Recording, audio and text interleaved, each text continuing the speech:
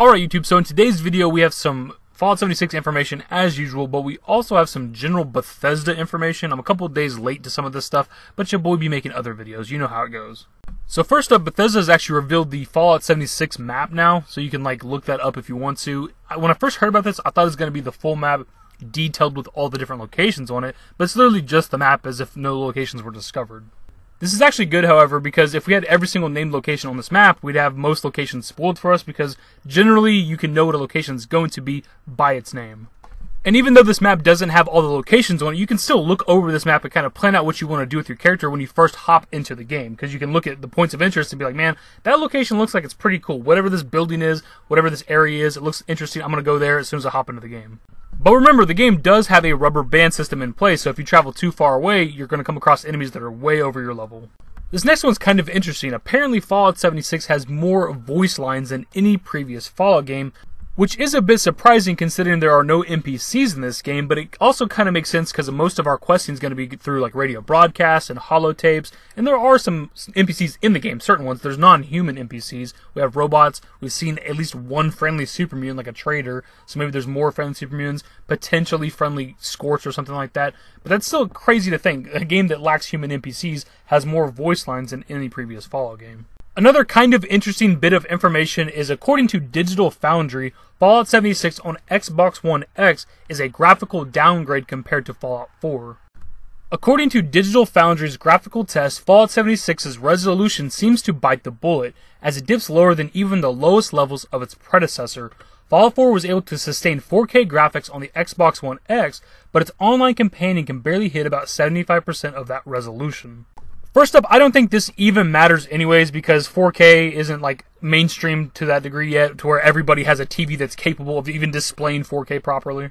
You also got to remember that at the Greenbrier event, they're playing on a 2-week-old build of the game, essentially an alpha build of the game that was decently far, I guess you'd say, from being completely finished. And since it was the first real test of the game, I don't think they were pushing the graphics to the absolute limit for this event, because then the game would have been even worse off. But as I mentioned previously, I don't think it's that big of a deal. This is really a first world problem. This next bit of information was brought to my attention in the comments of one of my videos, but there's actually some sort of add-on bonus on Xbox only for Fallout 76. This actually comes from an Xbox.com article that I'll have linked in the description, but it says, finally, I'm also happy to share that Fallout 76 on Xbox One includes 500 atoms, which allows you to purchase cosmetic in-game items and outfits. Now, I don't know how widely known this is, but the person who brought it to my attention seemed to be upset with this. I don't think it's a big deal. It's 500 measly atoms that might buy you 1 or 2 things potentially. Not a big deal. Most games seem to have some sort of exclusivity with a certain platform. It's not a big deal. It's not like Xbox players are getting an exclusive gun or an exclusive set of armor. It's just 500 atoms. You earn atoms like crazy in the game. Not even remotely relevant.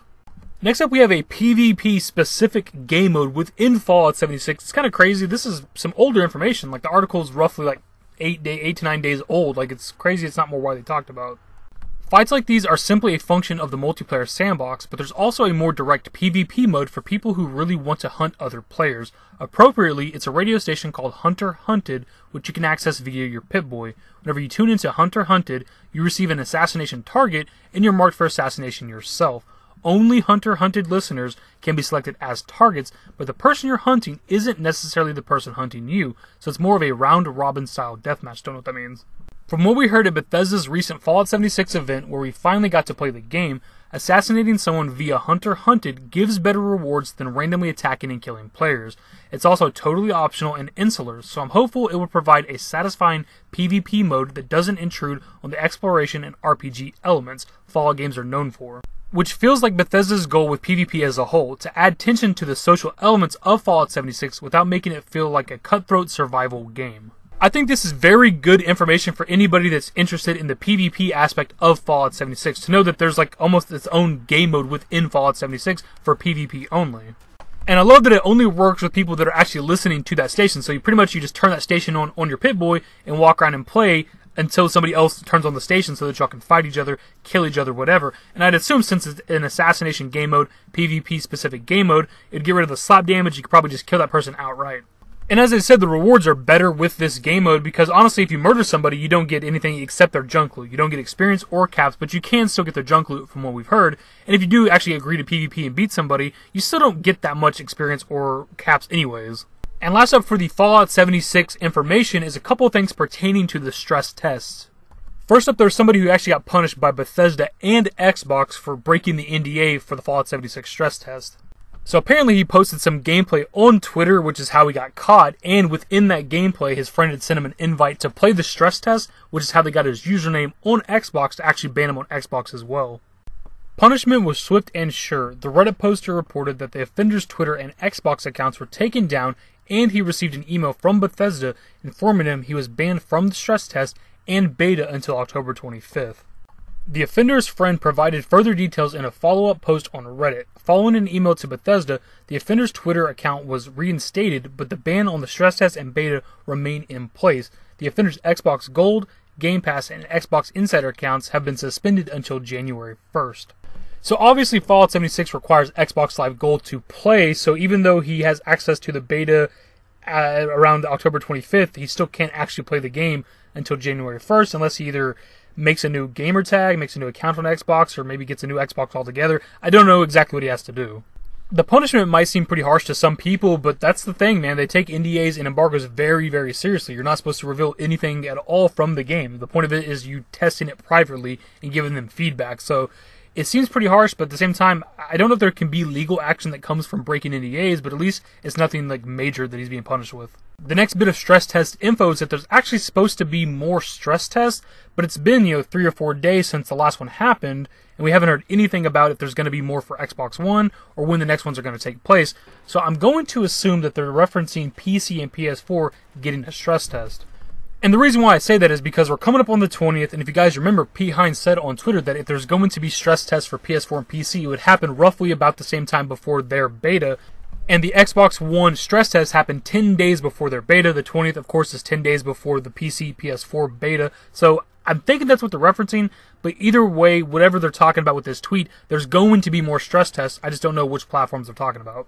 And the last bit of info for the stress test stuff is that I haven't actually commented on is after the stress test happened, there was a lot of positive feedback, almost overwhelmingly positive.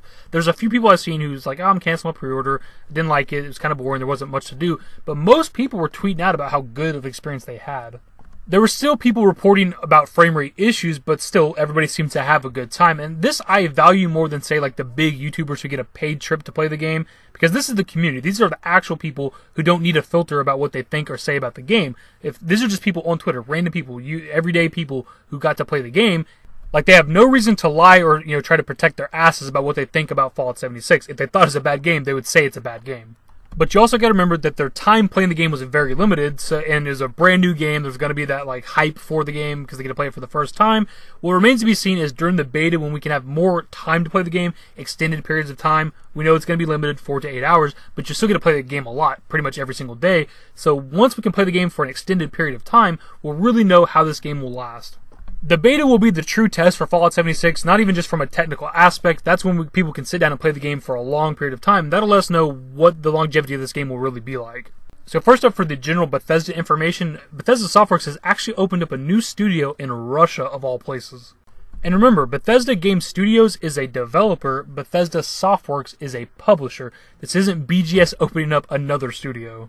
But this is still a positive for the Fallout and Elder Scrolls series because they have another studio publishing, and Bethesda Softworks still does publish the Fallout and Elder Scrolls games, so this is still a good thing for BGS. And the next bit of information isn't directly tied to Bethesda, but people are kind of throwing Bethesda in there, is Microsoft potentially acquiring Obsidian. And when you talk about Obsidian, a lot of people bring up Fallout New Vegas, and for whatever reason, people have been talking about a Fallout New Vegas 2 for like ever. And I don't know why, because Bethesda has never done a direct sequel with any of their Fallout games. What I will say here is Bethesda has a working relationship with Microsoft. Microsoft obtaining Obsidian is our best chance probably ever of there being some sort of Obsidian Fallout again. And I don't think if that ever happened that they would just do a direct sequel to Fallout New Vegas, as much as people might want that. And I'm not trying to start a hype train or anything. I don't think it's even remotely likely, but it is probably our best chance. What I think is more likely is with the funding that Obsidian could get from Microsoft obtaining them, they could actually make an open world 3D RPG again in the same vein as New Vegas, and that I'm very interested in. And for the people at Obsidian, I really hope this does happen because they've had a pretty rocky past however many years with funding and all kinds of other things, and they really need somebody to buy them out, and I hope for their sake that Microsoft does. Anyways, my dudes, that's the video. You know how it goes. Leave your thoughts in the comments below. And if you enjoyed the video, give it a thumbs up. Subscribe to the channel if you guys are new. Turn on notifications. Follow me on Twitter at TheDashingDavid. At my Discord. Links to my social networks are in the description and in the outro. Later, guys.